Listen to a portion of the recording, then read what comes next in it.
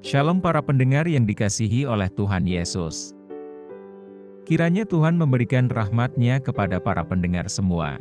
Sebentar lagi kita akan mendengarkan pembacaan Alkitab audio dalam versi bahasa Indonesia sehari-hari. Siapkan hati saudara.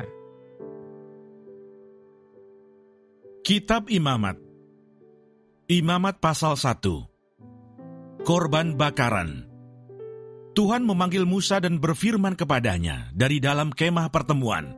Berbicaralah kepada orang Israel dan katakan kepada mereka, apabila seseorang di antaramu hendak mempersembahkan persembahan kepada Tuhan, haruslah persembahanmu yang kamu persembahkan itu dari ternak, yakni dari lembu sapi atau dari kambing domba.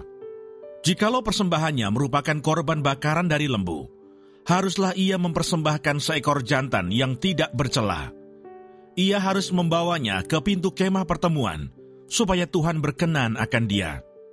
Lalu ia harus meletakkan tangannya ke atas kepala korban bakaran itu, sehingga baginya persembahan itu diperkenan untuk mengadakan pendamaian baginya.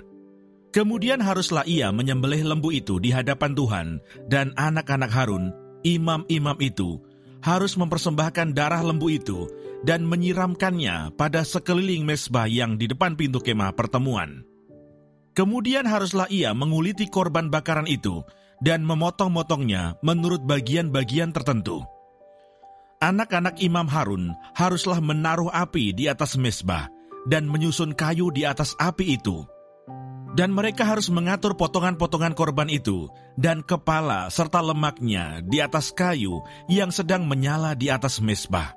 Tetapi isi perutnya dan betisnya haruslah dibasuh dengan air dan seluruhnya itu harus dibakar oleh imam di atas mezbah sebagai korban bakaran, sebagai korban api-apian yang baunya menyenangkan bagi Tuhan.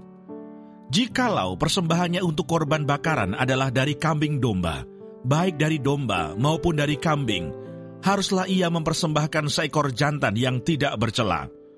Haruslah ia menyembelihnya pada sisi mezbah sebelah utara di hadapan Tuhan. Lalu haruslah anak-anak Harun, imam-imam itu, menyiramkan darahnya pada mezbah sekelilingnya.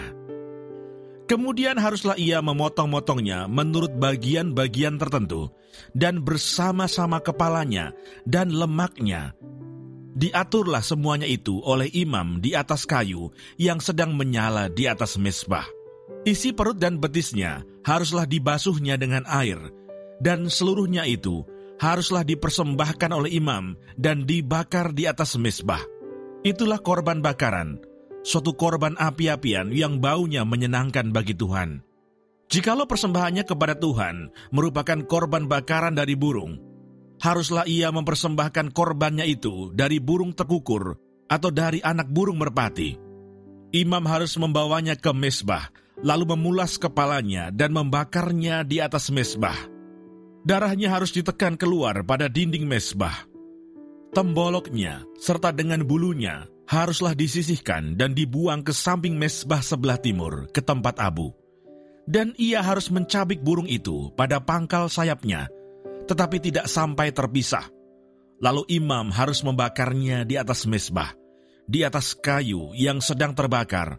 Itulah korban bakaran, suatu korban api-apian yang baunya menyenangkan bagi Tuhan. Terima kasih Bapa di surga untuk firman-Mu hari ini. Berkati kami semua supaya kami mengerti isi hati-Mu. Terima kasih para pendengar semua, kiranya Tuhan memberkati. Dan jangan lupa untuk share dan subscribe.